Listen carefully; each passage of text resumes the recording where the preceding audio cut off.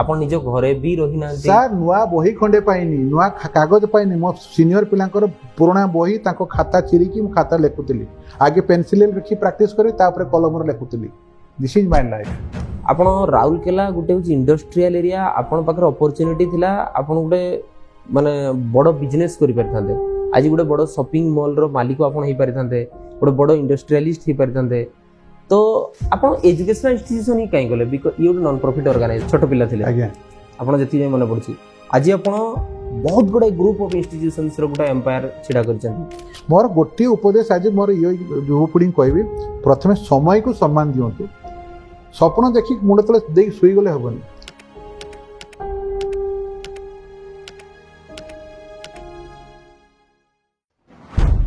अनन्य एक प्रेरणात्मक कहानी नहीं मुझे पढ़े आसी सार पाखक सार अच्छा लायन डॉक्टर जतीन्द्र नायक नमस्कार से छोट बड़ू बापा माँ छेउंड रही पाठ पढ़ी दिन को दुई बेला खाइबा पाखरे खाद्य नथिला पढ़िबा पई पैसा नथिला आउ पाठ पढ़ी पर से एनआईटी रे पाठ पढ़ी टॉपर होती बहुत गुड़ाए एजुकेशनल इंस्टीट्यूशन रे गोटे वेल एंड हैंडसम डिग्री धरी से जीवन पथरे हारी जाई नहांती जबकि ताको खाइबा को दुई तीन बेला मुठा नथिला मध्य आज से ग्रुप ऑफ इंस्टीट्यूशंस डामिट्स group of institution doctor Ambedkar institute of management IT science and technology ए सब इंस्टीट्यूशन रो ग्रुप ऑफ इंस्टीट्यूशन रो से चेयरमैन अछंती लायन डॉक्टर जतीन्द्र नायक बहुत बड़ बड़ इंस्पिरेशनल स्टोरी आपण अभिभावक हुंतु छात्र हुंतु जने स्ट्रगलर हुंतु निश्चित भाव में एठू आपण किछि शिखिक जिबे आपण किछि टेक अवे आ किछि आउटकम सेतिरु बाहरिबो आमे आपणकर समय नष्ट न करी समय को बहुत मूल्य दउथवा जतीन्द्र सर आरंभ करिवा सर काली आपण पिला थिले छोट पिला थिले आज्ञा आपण जति मन पड़छि आज आपण बहुत गुडे ग्रुप ऑफ इंस्टीट्यूशंस रो गुडा एम्पायर छिडा करचंती सेइठू एठी जाई पहुंचीबार लाइफ जर्नीटा हमको टिके फास्ट शॉर्ट रे कहि दियो आपण तो मो परिचय दे दी छंती एया सर ए परिचय पछरे जदि आपण पचारिबे आज जो जगह रे मो पहुंची सेटा हला मो साधना एवं छात्र जीवन रु मु जन्म नेली 1960 मसिया अक्टोबर 15 तारिख बइचा नुआ गाँ मयूरभंज जिलार एवं तृतीय श्रेणी पढ़िला बेले मो बापा को हरेली एवं ता परे परे माँ कर बंचिबा मरिबा बराबर हो जाइतिला कारण सी मानसिक संतुलन हराई बसते से क्या चिन्ह पार नथिले सी कौन करुछंती कौन करिवे न करे से किछि जानि पार नथिले तो गोटे मेंटल पैरालाइज सेतळे हे जाइतिला से क्या चिन्ह पार नथिले सेते बेले मोर आउ चारि जण भाई से माने मते बहुत सहाय्य करछंती मो बड़ भाई मो जस्ट ऊपर भाई सब भाई माने मते सहाय्य करछंती एवं खाइबा पीबा पादरे चप्पल खंडे नथिबा मु आज जो मन पकाए मु भाभी पारे नहीं आज मु कौ जगार पहुँची एवं भगवान कौ जगार पहुँचे तेणु आपन जो पचारे कि आपड़ ये जगार केमती पहुँची तेणु तार गोटे श्रेय है मु ईश्वर को देवी मो बापा माँ को देवी मोर उपदेष्टा जो मैंने मोर अच्छा शुभेच्छु अच्छा से को देवी एवं सबुठ श्रेय देवी मु सब समय को पूजा करे मु भावे if you respect time timely respect you timely recognise you जीवन में आज पर्यंत जगन्नाथ दयारू कौन सी जगार कौन सी क्षेत्र में समय को अपव्यवहार समय अपव्यवहार करना बा समय को दोष दे निजको केबे एक्सक्यूज नहीं ना मु भावे एटा हुए तो मोर सक्सेस पछरे गोटे बड़ मापदंड आउ तृतीय श्रेणी पर्यंत मो गाँ स्कूल पढ़ी तृतीय श्रेणी पर जेहेतु गाँव रे आउ खाइबा पीबार असुविधा कई नथिले मो पिउसी घर को गली पिउसी घरे से 2 वर्ष पाठ पढ़ेली सेठी मध्य तांको पिला मानकु संध्याळे पढ़ेबी सकाळे पढ़ेबी सेठी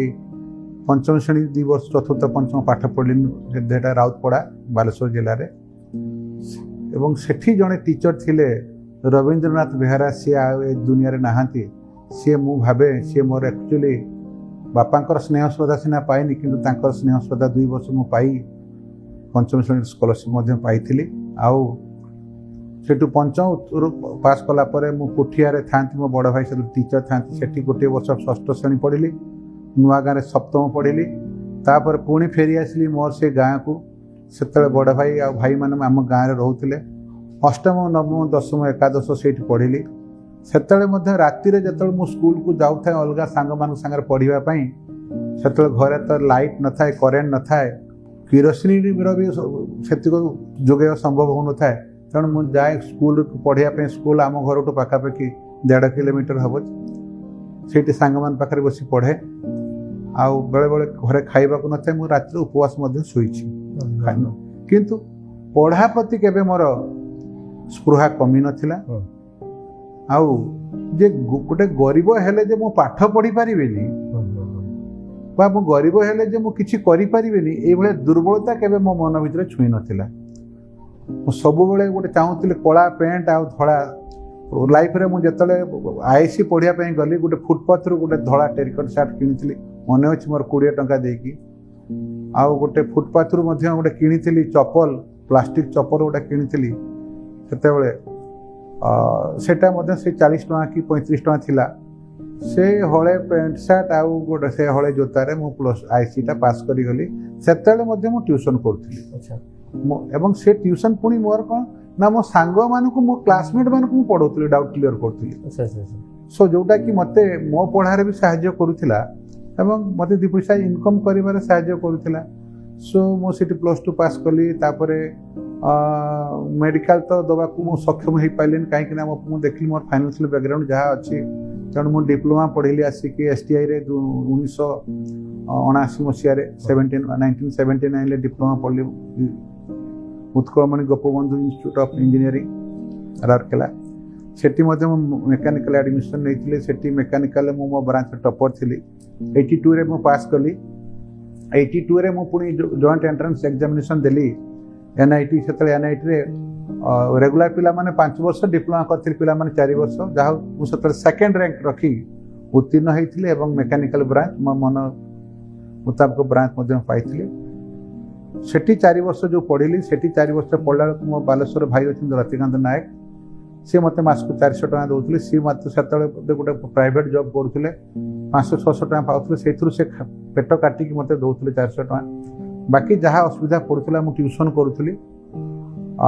4 ବର୍ଷ ଭିତରେ ମୁଁ ଯେତେବେଳେ ପାସ୍ କରି ସାରିଲି ମୋ ଡିଗ୍ରୀ, ସେତେବେଳେ ମୋ ପାଖରେ ଟ୍ୟୁସନ୍ ପଇସା ପାଖାପାଖି 1.5 ଲକ୍ଷରୁ 2 ଲକ୍ଷ ଟଙ୍କା ଥାଏ ମୋ ପାଖରେ। ତ ଯେତେବେଳେ ପିଲାମାନେ କ୍ଲାସ୍ ସାରି ବାହାରେ ବୁଲିବାକୁ ଯାଆନ୍ତି, ସିନେମା ଦେଖି ଯାଆନ୍ତି, ସେତେବେଳେ ମୁଁ ମୋ ଟ୍ୟୁସନ୍ ଖାତା କଲମ ଧରିକି ମୁଁ ଟ୍ୟୁସନ୍ ପଢ଼େଇ ଯାଏ। ଆଉ ଯେତେ କ୍ଲାସ୍ ମୁଁ ଯେତିକି ପିଲାଙ୍କୁ ପଢ଼େଇଛି, ଆଜି ମୋ ପିଲାମାନେ ମଧ୍ୟ ବହୁତ ଭଲ ଭଲ ଜାଗାରେ ଚାକିରି କରିଛନ୍ତି। ସେମାନେ ଡକ୍ଟର ବି ହେଇଛନ୍ତି, ଇଞ୍ଜିନିୟର ବି ଅଛନ୍ତି। ଆଉ ସବୁ ଜାଗାରେ ତାଙ୍କର ଗୋଟିଏ ବ୍ରାଣ୍ଡ ନେମ୍ ଥିଲା, ସାର୍ ଆମର ବହୁତ ପଙ୍କ୍ଚୁଆଲ। ଲେଟ୍ରେ ଆସିଲେ ମୁଁ ଛିଡ଼ା କରିଦେଉଥିଲି, ନିଲ୍ ଡାଉନ୍ କରିଦେଉଥିଲି ପିଲାଙ୍କୁ। ସେତେବେଳେ late, 1 minute late is also late. So ତାପରେ RIC ପାସ୍ କଲା ପରେ ନାଲକୋରେ ପାଇଲି, ଚାକିରି ପାଇଲି। ହିନ୍ଦୁସ୍ତାନ ଷ୍ଟିଲ୍ କନଷ୍ଟ୍ରକ୍ସନ୍ ଲିମିଟେଡ଼୍ ଚାକିରି ପାଇଲି। କିନ୍ତୁ ମୁଁ ଯେହେତୁ ଚାକିରିଟା ମୋର ପ୍ରାୟୋରିଟି ନଥିଲା, ପିଲାଙ୍କୁ ପାଠ ପଢ଼େଇବି, କୋଚିଂଟା ପୁରା ପ୍ରାୟୋରିଟି ଥିଲା, ମୁଁ ରାଉରକେଲା ଛାଡ଼ିବାକୁ ଚାହିଁଲିନି। କାହିଁକିନା ରାଉରକେଲା ମୋ ପାଇଁ ଗୋଟେ ବେସ୍ ଥିଲା ଏବଂ ରାଉରକେଲାରେ ମୋର ଗୋଟେ ରେକଗ୍ନିସନ୍ ଥିଲା।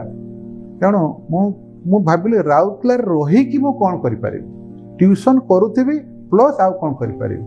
ତେଣୁ ତା ସହିତ ମୁଁ ଆପଣଙ୍କର ଗୋଟେ ପ୍ରିସିସନ୍ ଇଞ୍ଜିନିୟରିଂ ୱାର୍କସ୍ ଥିଲା, ସେଠି ମୁଁ ଜଏନ୍ କଲି ରେଗୁଲାର 8ଟାରୁ 5ଟା ଏବଂ ତା ପୂର୍ବରୁ ଟ୍ୟୁସନ୍, ଆସିଲା ପରେ ଟ୍ୟୁସନ୍ ଇନ୍ ଦ ସେନ୍ସ ମୁଁ ରାତି ଲାଷ୍ଟ ବେଚ୍ ପିଲା ମୋ ଘରେ 268 କୋଏଲନଗରରେ ମୁଁ ଘର ନେଇଥିଲି। ଲାଷ୍ଟ ବେଚ୍ ପିଲା 10ଟାରେ ଆସନ୍ତି, 12:30ରେ ଖାଇକି ଶୁଅନ୍ତି ସେମାନେ। ସକାଳେ ମୁଁ ପୁଣି 6ଟାରୁ ଉଠିକି ମୁଁ ଯାଉଥିଲି ପ୍ଲାଣ୍ଟ ସାଇଡ୍ AS-ସିଟ୍ରେ କ୍ରସ୍ କରି ଫର୍ଟିଲାଇଜର ଟ୍ୟୁସନ୍ ପଢ଼ୁଥିଲି। କୌଣସି ଜାଗାରେ କୌଣସି ଦିନ ନା ଆବସେଣ୍ଟ କରିନି କି ଲେଟ୍। ଆଉ ସେତେବେଳେ ମଧ୍ୟ ମୁଁ ସୁସ୍ଥ, ଶାରୀରିକ ସୁସ୍ଥତା ମୋର ଥିଲା। ଭଗବାନଙ୍କ ଦୟାରୁ ମୁଁ ଲେଟ୍ ହେଇନି କି ଆବସେଣ୍ଟ ହେଇନି କି କୌଣସି ଯେତିକି ପିଲାଙ୍କୁ ମୁଁ ପାଠ ପଢ଼େଇଛି, ତାଙ୍କ ଗାର୍ଡ଼ିଆନ୍ ହୁଅନ୍ତୁ, ତାଙ୍କ ବାପା ମା ହୁଅନ୍ତୁ, ଏବଂ ସେମାନେ ମଧ୍ୟ ଖୁସି ଥିଲେ ଏବଂ ଆଜି ପର୍ଯ୍ୟନ୍ତ ସେମାନେ ମୋତେ ସମ୍ମାନ ଦିଅନ୍ତି। ତେଣୁ ସେତେବେଳେ ରାଉରକେଲାକୁ ବିଦ୍ୟାନଗରୀ କୁହାଯାଉଥିଲା। ସମୟ ଥିଲା ରାଉରକେଲାକୁ ସେତେବେଳେ ବିଦ୍ୟାନଗରୀ କୁହାଯାଉଥିଲା। AMI ପଢ଼ିବା ପାଇଁ ଲୋକ ଆସୁଥିଲେ ରାଉରକେଲା, ଇଞ୍ଜିନିୟରିଂ ପାଇଁ ଆସୁଥିଲେ, ମେଡ଼ିକାଲ ପାଇଁ ଆସୁଥିଲେ। ସୋ ରାଉରକେଲା ସେତେବେଳେ ମୋ ପାଇଁ ମାନେ ମୋ ସ୍ୱପ୍ନର ସହର ଥିଲା ଏବଂ ରାଉରକେଲା ଯୋଗୁଁ ମୋ ସ୍ୱପ୍ନ ସାକାର ହେଇଛି। ଯେହେତୁ ମୁଁ ଛୋଟବେଳେ ପାଠ ପଢ଼ିଲା ବେଳେ ମୁଁ ଦେଖୁଥିଲି ଯେ ଖାଇବାକୁ ନଥିଲେ କେତେ କଷ୍ଟ, ବହି ନଥିଲେ କେତେ କଷ୍ଟ, ପାଦରେ ଚପଲ ଖଣ୍ଡେ ନଥିଲେ କେତେ କଷ୍ଟ, ଏବଂ ଏଇ କଷ୍ଟଟା ଯେମିତି ଅଲଗା ପିଲା ନ ପାଆନ୍ତୁ ବା ଏଇ କଷ୍ଟଟା ପିଲାଙ୍କଠୁ ଦୂରେଇ ରଖିବା ପାଇଁ ମୁଁ ଚେଷ୍ଟା କଲି ଜୀବନରେ ଯଦି ମୋତେ ଭଗବାନ କେବେ ସୁଯୋଗ ଦିଅନ୍ତି ମୁଁ ତାଙ୍କ ପାଇଁ ଶିକ୍ଷାନୁଷ୍ଠାନ ହିଁ ତିଆରି କରିବି ଏବଂ ମୋର ଶେଷ ଜୀବନ ପର୍ଯ୍ୟନ୍ତ ଶିକ୍ଷାବୃତ୍ତିରେ ହିଁ ନିଜକୁ ମୁଁ ଅତିବାହିତ କରିବି ମୋ ଜୀବନ। ଏଇଟା ଥିଲା ମୋର ମୂଳ ଲକ୍ଷ୍ୟ ଏବଂ ଠାକୁରଙ୍କ ଦୟାରୁ ଗୋଟାକ ପରେ ଗୋଟେ 1986 ପାସ୍ କଲେ ସରସ୍ୱତୀ ବିଦ୍ୟାପୀଠ କୈଲଙ୍ଗରେ ଗୋଟେ ସ୍କୁଲ ଥିଲା, ଗୋଟେ ଲୋକାଲ ପ୍ରୋବ୍ଲେମ ପାଇଁ ସେଠି ତାଙ୍କର ସେକ୍ରେଟାରୀ ସେମାନେ ବାହାର କରିଦେଲେ। ମୋତେ କହିଲେ ଆପଣ 8 ଦିନ ସେକ୍ରେଟାରୀ ଥାଆନ୍ତୁ, ତାପରେ ଆମେ ନୂଆ ସେକ୍ରେଟାରୀ ବଦଳିଲା ପରେ ଆପଣ ଛାଡ଼ିଦେବେ। ସେଇ 8 ଦିନ ମୋ ପାଇଁ ହେଇଗଲା 5 ବର୍ଷ, ମୋତେ ସେମାନେ ଛାଡ଼ିଲେ ନାହିଁ। ଭଗବାନଙ୍କ ଦୟାରୁ ସେ ସ୍କୁଲ ଆଜି ଭଲରେ ଅଛି।